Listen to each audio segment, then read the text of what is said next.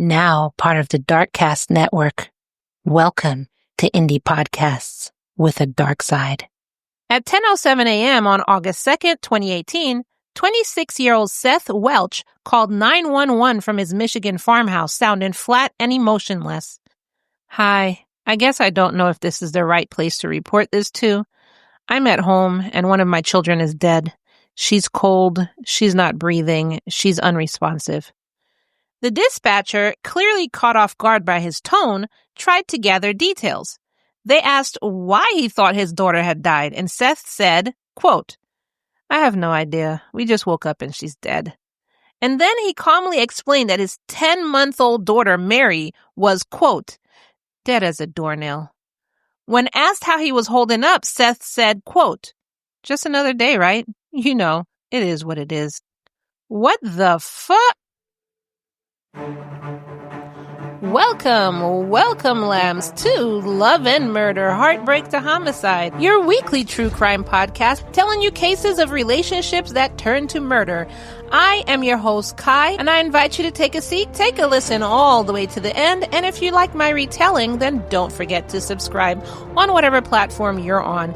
If you didn't know, you can also subscribe over on our Patreon, patreon.com/loveandmurder. You can subscribe for free, where you do get some benefits for being a free subscriber, but to get bonus episodes, to get case extra, like with this case, there's going to be pictures and videos and stuff you don't want to miss. Also, you get behind the scenes and so much more. In addition, you get to become a voice of the victim, just like I'm doing. You get to help me be a voice of the victim and keep Love and Murder going. This is 100% a listener-funded podcast, and my Lamb fam is the ones who sponsor it and help this podcast keep going by choosing one of the bonus tiers starting at only $3 a month or above.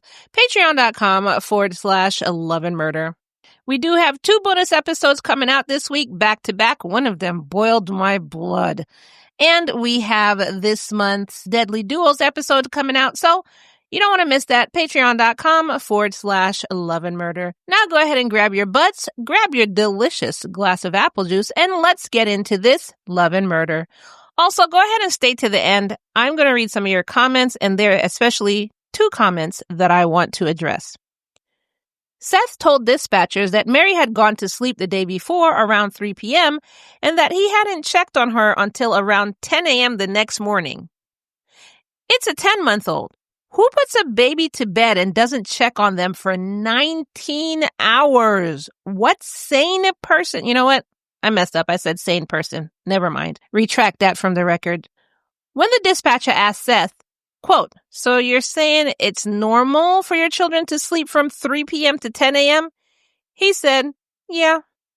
When asked why he hadn't checked on her, Seth didn't have much of an answer. Even after finding her unresponsive, he didn't call 911 right away. What the frick? Okay, this is going to be one of those kind of episodes. Let me brace myself for the level of ranting that's going to be in this episode because I'm already pissed off. So instead of calling 911 right away, he waited for about an hour and a half, telling the 911 operator that he had called his lawyer first. Quote, "I called my lawyer to ask what's the best thing I can do, and they said wait until they're here to call police. I was waiting on legal counsel." His wife, Tatiana Fusari, had tried CPR, but only after the dispatcher asked whether they tried to help their daughter or not.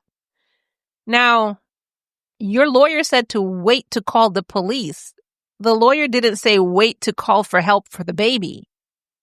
Mary was the 3rd child born to Seth and 27-year-old Tatiana, who lived with their family in Solo Township, Kent County, Michigan. At the time of Mary's death, they had 2 older children, ages 2 and 4. Tatiana had grown up in New York and moved to Grand Rapids at 20 years old, hoping to study early childhood education and one day open her own daycare. Open your own daycare? You left your own child to sleep, and I quote, for 19 hours, and I'm supposed to trust you with my child? Then she met Seth, and things moved fast. So fast that they moved in together after only one date. Now, their relationship wasn't simple. There were clear signs of control, domestic issues, and a deep distrust for the medical system, mostly coming from Seth. I mean, you didn't give any time to get to know this personality, all of his red flags, or basically anything about him. Did you know his middle or his last name before you moved in together? Asking for a friend. Seth was described as a devout Christian, but his beliefs went far beyond faith. On social media, he regularly denounced modern medicine, calling doctors, as he said, quote, the priesthood of the medical cult. In one of his videos, he proudly said he refused to vaccinate his children, adding, as he said, quote, the righteous shall live by faith. It's God who is sovereign over disease and those sorts of things, and of course, ultimately death.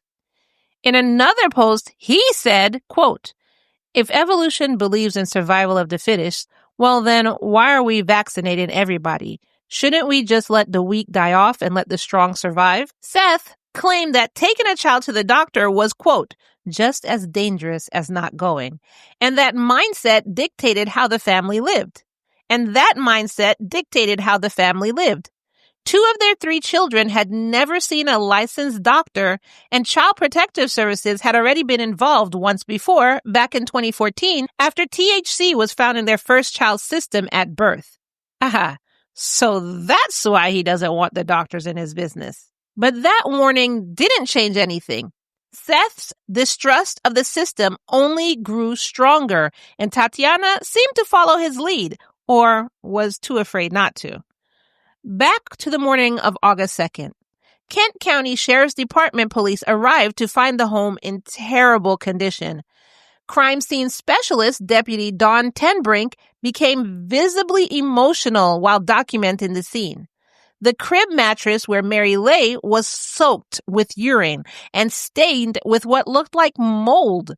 In fact, the entire house had evidence of mold, vermin, and an insect problem. When first responders looked at the baby, they noted that her cheeks were sunken, her skin was gray, and she didn't have a pulse.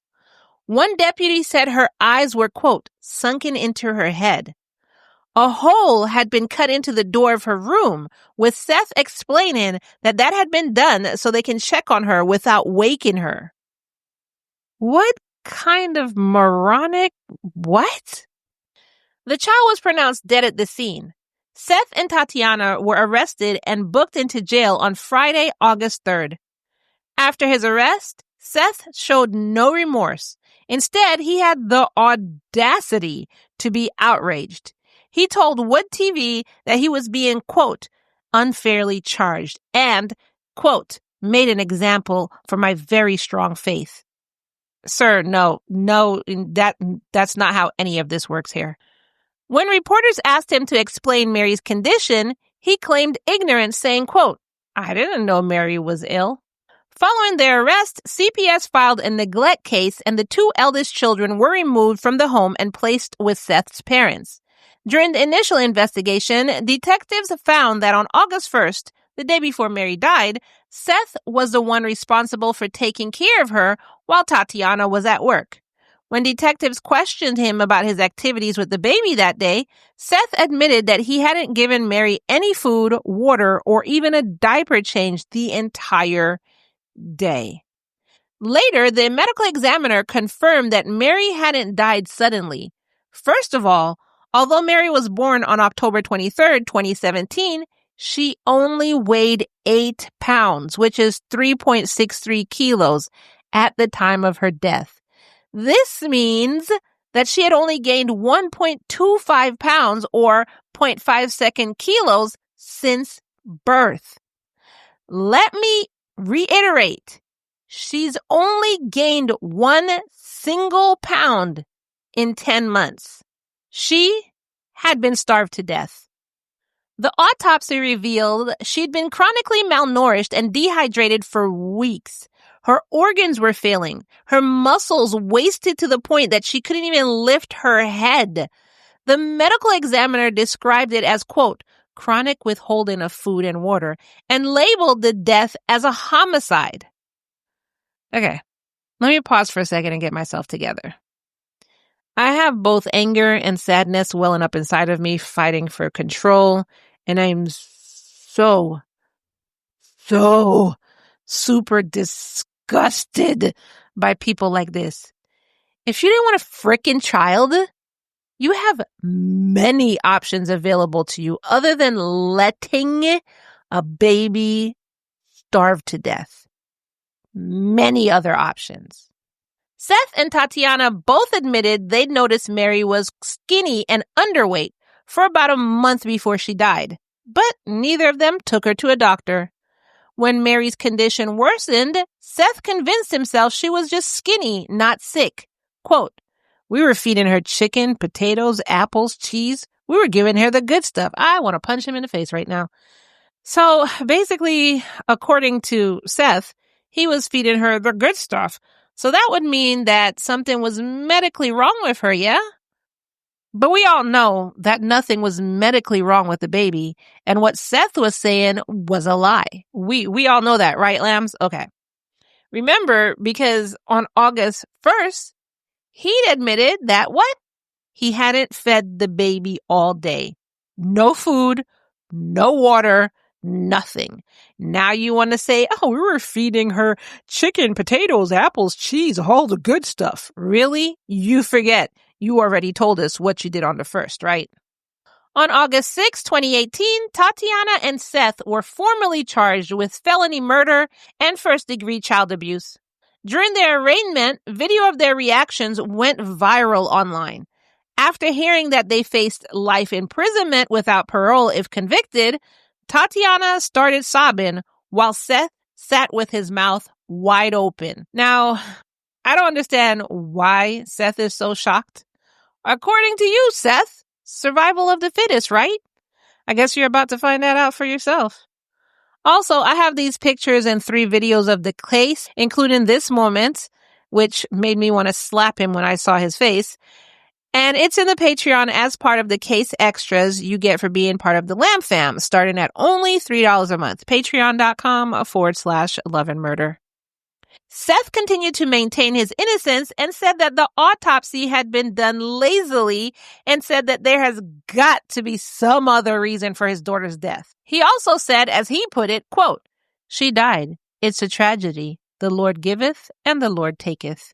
Seth said that his daughter wasn't crying and died without a sound in her sleep. Yeah, because, and I freaking quote, her organs were failing. Her muscles wasted to the point that she couldn't even lift her head. So, is anyone else pissed off or is it just me? Can somebody hand me a glass of their apple juice, please? Because, let me know in the comments so that I know I'm not going through this alone.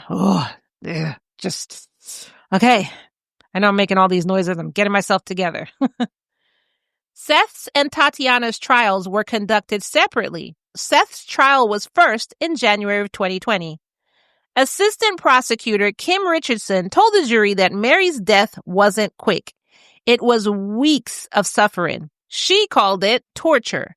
The jury saw photos of Mary's frail body, her arms and legs thin as sticks, her face skeletal. Quote, "She looked like a 100-year-old baby, all skin and bones. Her muscles were atrophy. Her body ate itself. Mary had little muscle that she could not cry or move her arms. This is what felony murder and child abuse in the 1st degree looks like." They also presented to the court that 2 of their 3 children had never been seen by a licensed medical professional. The prosecution also revealed Seth's disturbing mindset. They said he believed Mary was, quote, "too small and weak to help out on the farm," and viewed her as an inconvenience. They tied this in with all his talk about natural selection, survival of the fittest, and his suggestion that the weak die off. They described what the home looked like to give the jury a clear picture. When you walked in, you immediately encountered religious messaging, large plywood signs which displayed verses and warnings about judgment. Further inside, biblical quotes adorned walls instead of family photos. Online, Seth painted himself as some kind of religious authority. His Facebook page was filled with hours of self-recorded, quote, sermons, where he ranted about what he called, quote, worldly systems. In one video, he even claimed hospitals were places where, quote, they sacrifice children. That kind of thinking completely cut him and his family off from normal health care. His posts weren't just rants. They doubled as his justification. He used what he viewed as religion to back up every choice he made for his family, building a public record that twisted what he called faith into an excuse for neglect. Over and over again, he called doctors and nurses part of a cult, the enemies of what he said, quote, true believers. Tamara Flowers, who stayed at the Welch home for a short time in July 2018, testified that she noticed baby Mary's sunken cheeks and was so disturbed by how Seth treated her that she almost called Child Protective Services. Should I say what's on my mind or should I not? I'm going to say kind of what's on my mind. I don't like people who see children going through obvious neglect and either turn a blind eye to it or say stuff like, I was going to. Why didn't you? What stopped you? Did he say if you did, he was going to come over and slash your entire family? I don't accept people like that. I don't like people like that. If you see a child is going through obvious neglect, I'm not talking about you saw a mother whack their child on the bottom in the store. I'm talking about you saw a baby who looked like a freaking skeleton and then you did nothing about it. I don't accept that kind of person. I don't like that kind of person. And also, this is my podcast and I don't want to hear victim blaming. Don't tell me about victim blaming or whatever. I'm not blaming the victim. I am talking to somebody who could have called CPS but didn't. Now, there's a possibility that CPS wouldn't have come through. There's a possibility that they would have come through and done nothing. But at least you tried. In this instance, you almost tried. What does that do? What does the almost do?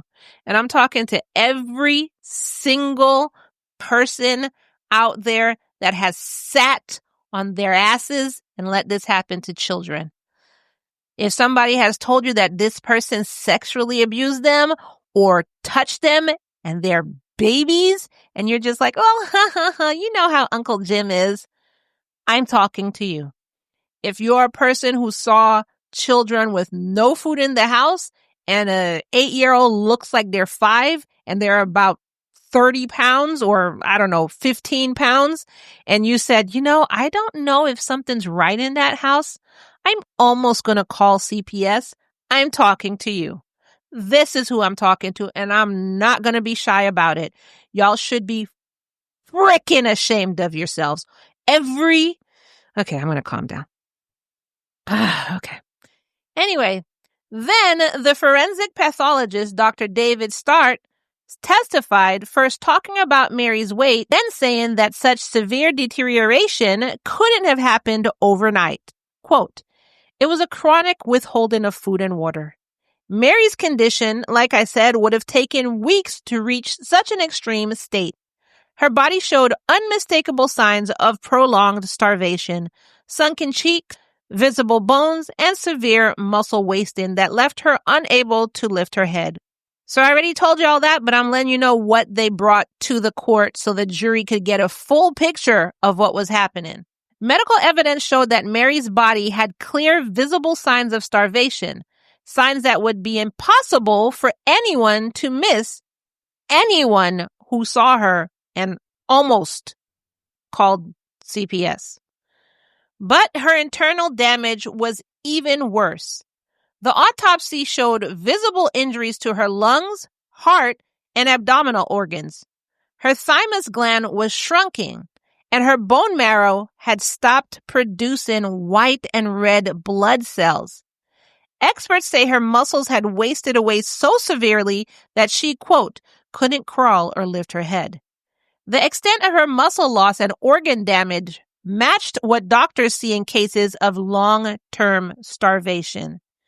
An expert witness confirmed that Mary's death was caused by malnutrition and dehydration. In simple terms, she had been slowly starved to death over time. And through all of this, neither parent had ever sought medical help, even though it would have been obvious to anyone that she was dying. The first responders from that night testified that the infant's, quote, eyes and cheeks were sunken into her head, and the baby was cold to the touch upon discovery.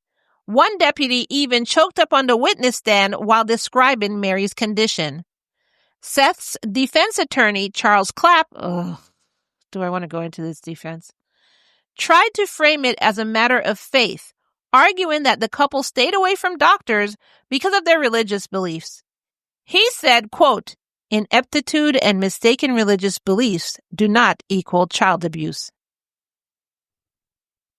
Other members of his defense team echoed that argument, saying Seth and Tatiana weren't nutritionalists or dietitians. They just thought Mary was naturally thin, not dying. They insisted the couple never meant to hurt her. I don't honestly know how some defense attorneys sleep at night. Like, that is one job you could not pay me to do. Because first of all, I'd be terrible at it because I'm going to say guilty, Your Honor. My client, he said that, he didn't know she was starving. Guilty. And, Your Honor, I think my client wants to, Your Honor, I think my client wants to say he's not guilty or self-defense or something. Guilty. Like, that would be me. I would be terrible at this job. There's not any amount of money that you would be able to pay me to lie for terrible, horrible, no good, very bad people. I'm sorry. And I'm not even kidding because I know some people are like, well, what about $1 billion? No, money goes, and money does cause a lot of problems. Don't get me wrong. Money is nice to have. It does solve a lot of problems, but it also causes a lot of problems. And how would my child look at me? Like, here, I'm giving you this money for college. I'm paying for your whole college, but it came off of the fact that, I tried to get murderers of little children off. Aren't you so proud of your mom? Judge Sarah Smolensky said that Mary's death was not due to, quote, one missed meal. This was weeks and weeks of neglect. This wasn't about being very skinny. This was about being dead. In January 2020, Seth Welch was convicted of first-degree murder, and in June, he was sentenced to life in prison without the possibility of parole. Asshole. I hope he meets his survival of the fittest while he's in there. In October 2021, Tatiana went to trial. Side note, Tatiana initially pleaded no contest to charges of second-degree murder and second-degree child abuse, but was allowed by the court to withdraw that plea and proceed to jury trial. The prosecution's case was similar to what was in Seth's trial. Tatiana's defense, however, was different. Very different. It was led by attorney Damian Nunzio, who claimed that she wasn't a monster. She was, in fact, a victim. He argued that years of domestic abuse had left her mentally broken and unable to properly care for Mary. On the stand, Tatiana described years of violence and control at Seth's hands. She said he raped and beat her, recounted one terrifying moment when, quote, he takes the AK out of the closet and he tells me to get on my knees and he puts the gun to my head.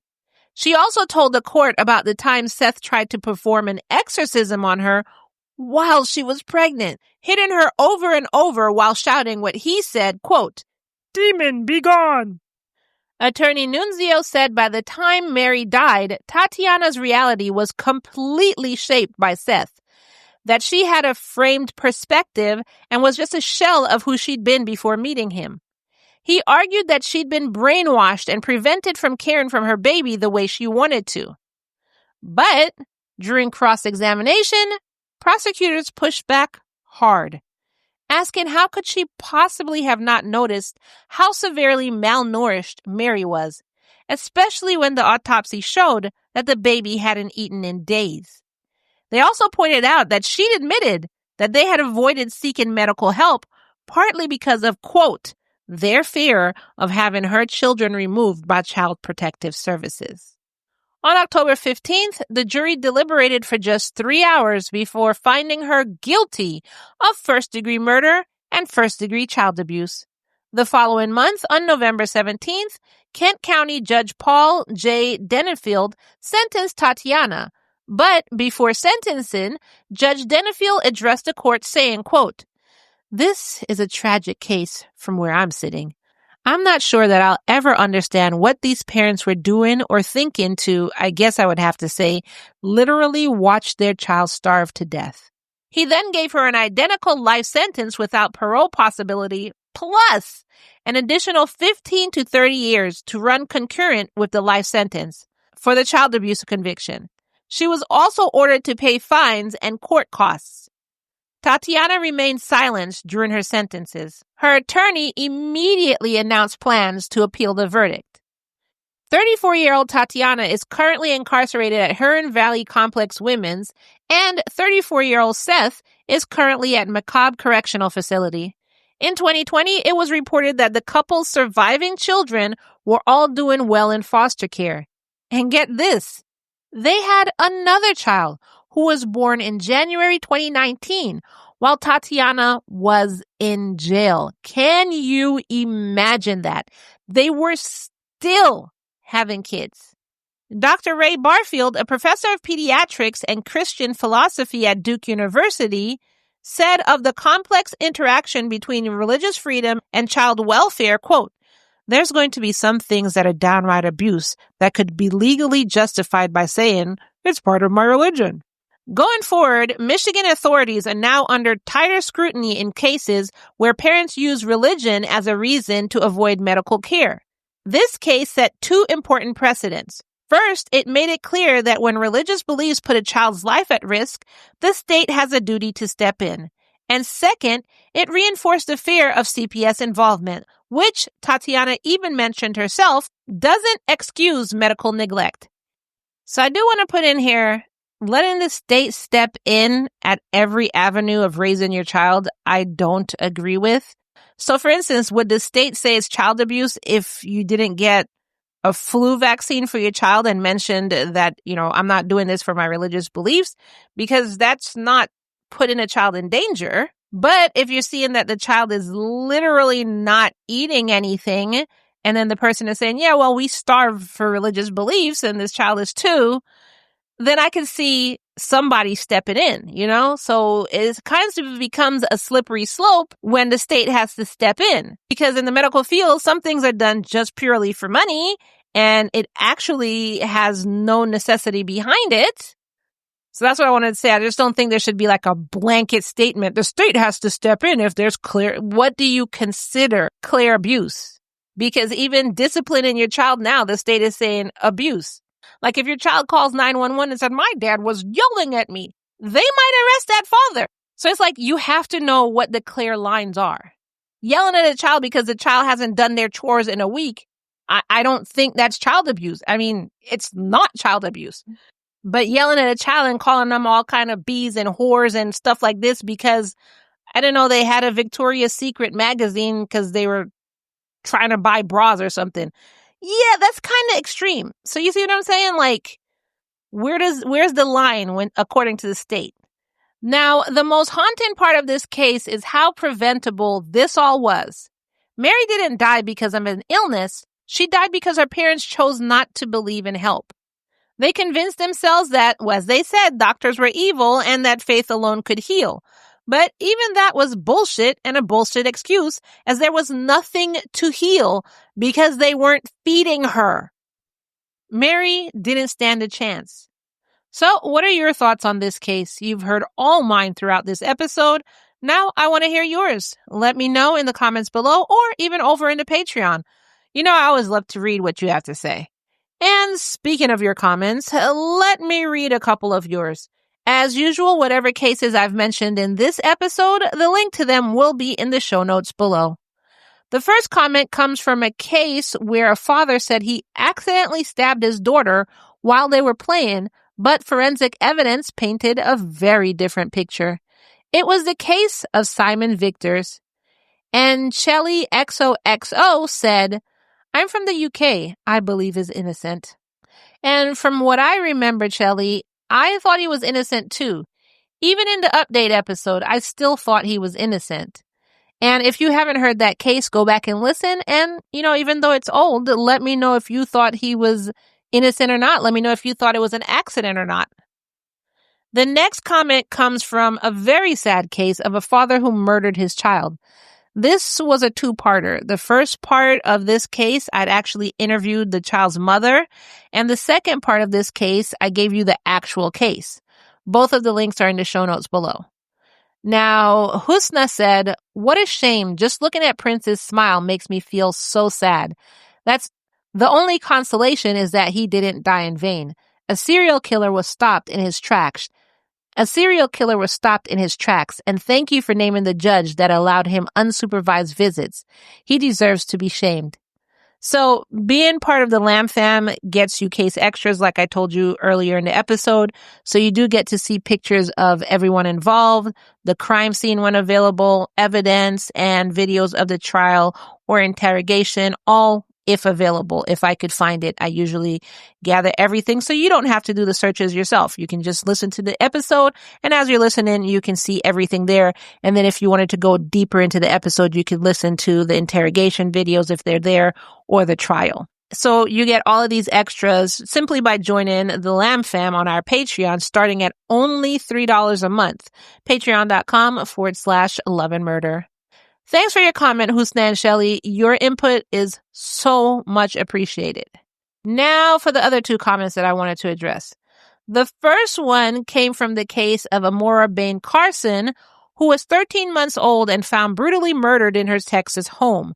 Her mother, Jessica Carson, and boyfriend Blaine Milam claimed demons possessed the child. But as investigators said, they uncovered hours of torture, 24 bite marks, broken bones, sexual assault, and unimaginable abuse. 13 months old. So if you want to listen to that, brace yourself. It's a really hard listen. So the first comment from this case is a comment I do appreciate, and it came from Nizuko Bites. And they said, "As I look at my 13-year-old son, I just don't understand. That poor, sweet baby girl. Everyone involved failed her, including the bystanders." Now, Nizuko, you heard that case? You know I feel the same way as you do. Thanks for your comment. And as you can hear in this case that I just finished doing, you know I feel the same way you do. Now, the comment I want to address is from another user who said, "I'd take you a bit more seriously if you stopped speculating and tell people about the evidence that wasn't presented to the court and the evidence that was tampered with. Oh, and that bite marks are no longer used as evidence, as they are not accurate and have been labeled junk science. Blaine had FAS and a very low IQ. He asked a nurse in prison if he would go to hell for confessing to something he didn't do. I don't know what she said to him, but he, quote, confessed." So this came from that user who I'm not going to name, and I'm going to say this again. I haven't had to say this in a while, but here you go. You're telling me to stop speculating and tell people about the evidence that wasn't presented in court. I run a true crime channel. I use the resources available to me, which, because of some snide comments, I now mostly leave all the links I use in my research on my site. I do as deep of a dive as I can into each case, and I do give it my all. Now, if this information wasn't available online to me and I didn't see all of this, I didn't put it out. If I saw it, obviously I would have put it out. I don't give one side of a story. You have to remember, well, you don't have to remember. You don't have to do anything like you didn't have to leave a comment. But I'm going to say you have to remember that, number one, I do everything alone. And number two, I do multiple cases a month, multiple cases a week, actually. If the only thing you can leave for me is negative feedback because I didn't dive as deep into a case as you'd like, then why don't you start your own true crime channel and dive as deep into as many cases as you'd like? Seriously, I'd take you more seriously if you were to do that. All you had to do instead of saying I would take you more seriously is literally just say, hey, this is the part that you left out. I would have been very thankful for that. And I would have actually have done an episode after I did my research, of course, on what you said I left out. I would have done that instead of coming on here and basically telling you to bite me hard. People in their negative comments really annoy the frick out of me because it really takes up none of your time to just think to yourself, no, I don't like this podcast, and move on with your life. It takes nothing from you to do that. This second comment that I want to address came from the case of Patrick Profried, a father who shot his newborn baby with a crossbow. And that case was narrated by my AI co-hosts. Now, someone took their precious time to leave a comment and write, "Ew, why the F is there AI?" So I'm just going to read off to you what I wrote to that person who left that comment. So I said, because I run this podcast 100% alone. I use these AIs as my co-hosts after I asked my community for permission, and they gave me permission to do it. Like 99.99% of people said do it. I only came across one or two people who said no. So I went with the majority of my community. I host Monday full episodes myself, and my AI co-hosts work Wednesday and Friday mini episodes that I have researched and written myself. And then I put it into this AI voice generator, and then I listen to the case 3 times to make sure it sounds fine. So it's not just, AI researched this, wrote this, and it took me 5 minutes. No, it takes me days to even do those. And then sometimes my AI co-hosts take over Monday if I need a mental break, if I need a sick day, whatever. Sometimes my AI co-hosts take over even the Mondays. Do you have an issue with that too? Now, as I told the previous person, if you didn't like it, you don't have to stay. You didn't even have to comment. My community understands my predicament and why I use it, and my community is who matters to me, not your little naysaying butt. It doesn't matter. You didn't have to leave a comment. And I also ended it with telling them thanks for stopping by, because regardless if you left a negative comment or not, you still gave me numbers, so thank you. Now, as y'all know, my lamb fam, my precious lambs, I normally don't address negative comments, but, I haven't had a bunch of negative comments in a while, But I addressed these 2 for a couple of reasons. So don't sit here leaving me negative comments, think I'm going to address it. More than likely, it's just going to get deleted or it's going to get ignored and nobody's going to see it except for you. So you just wasted your time. But the reason why I addressed these 2 comments was, number one, that because I haven't gotten these types of comments in a long time, I figured it was time for a reminder of my whys, like why there's AI co-host and why maybe I didn't do as deep of a dive as you think I should have done, which you could have just written bigger platforms where I get my information from and you could have told them. Like I said, all the links to my research is in the show notes on my website for each episode. Well, most episodes, I'm going to say. So you could have reached out to the bigger platforms and said, hey, why didn't you go? But instead you come to me. But cool. So I had to remind everyone why. Maybe if you knew more about this case and I missed 1 or 2 things, why I missed 1 or 2 things. It's not on purpose, because I want to go as deep into the case as I possibly can to find out the whys and find out if this person is innocent or guilty or whatever. This is what I want to do. I want to tell a true story. And then the second reason why I addressed these comments is, basically referred back to number 1. It was time for a reminder. So anyways, that's it for my pettiness. That's all the comments I have for you. Most of the time, I get really nice comments. Like I said, if I'm mispronouncing something, you could let me know. You don't have to be a douchebag. You could let me know in the comments very nicely. I love being corrected.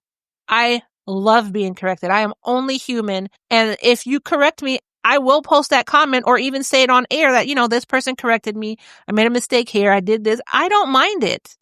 But don't come at me with your negativity. I run a true crime podcast. I have enough negativity in my life and I don't need yours. And most of the time it's going to be ignored anyway. So you're only wasting your time, not mine, babe. Anyways, let me know your thoughts on this case. Let me know your thoughts on those comments if you want to. Don't forget to join the Patreon so you can help Love and Murder keep going. You can be a voice of the victims. You can see these case extras that I'm going to have in there, which is I'm going to have the interrogations. I think it's just the videos of the interrogations, and they're pretty long, so brace yourselves. And I have when they told them that, they might be facing life in prison, and how Seth's face was like, oh, are you serious? I just murdered my daughter. I can't believe I might be facing life in... Okay. But anyway, so I have that in there as well as pictures. And the case extras only start off at the $3 a month. So if you wanted to get in there, you wanted to be a voice of the victim, you wanted to get some extras, but you're on a budget, it's only $3 a month. If you go higher, you get higher tiers, then you get bonus episodes and everything like that. But the $3 a month tier, you do get those bonuses, which is the case extras, videos, all of that stuff. Any little bit helps. It helps keep us on the air. Remember, I'm doing this all alone, so it helps me be able to do my research and do everything that I need to do. And once I reach a certain level of support, the AIs will be gone because then I could hire a team to help out and I could be back on Wednesdays and Fridays. So, the comment who had a problem with my AI, head on over to my Patreon, invest in my company then, and then I'll be able to hire a team and no more AI. Or you could just move along if you didn't like it. Patreon.com/Love and Murder. And like I like to end every full episode, I want y'all to say it with me now and say it with your whole chest because this episode and the comments after this episode need to hear it. It's all love and no murder, y'all. Thanks for listening. Thank you for your time. As usual, thank you so much for your support. And I will see you in the next episode. Bye.